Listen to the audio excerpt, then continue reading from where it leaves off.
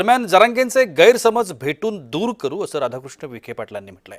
सरकारची भूमिका मांडल्यानंतर जरांगे उपोषण करणार नाहीत असा एक विश्वास देखील राधाकृष्ण विखे पाटलांनी आज सकाळीच व्यक्त केला।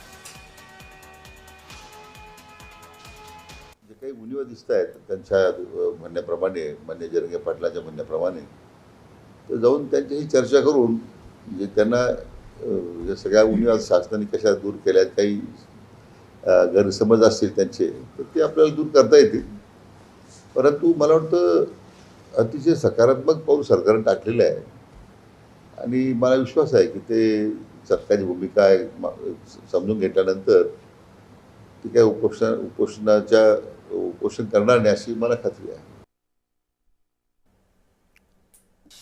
दरम्यान मराठा आंदोलक मनोज जरांगे पाटील यांच्यावरती उपोषण करण्याची वेळ येणार नाही असं मंत्री राधाकृष्ण विखे पाटील म्हणतात।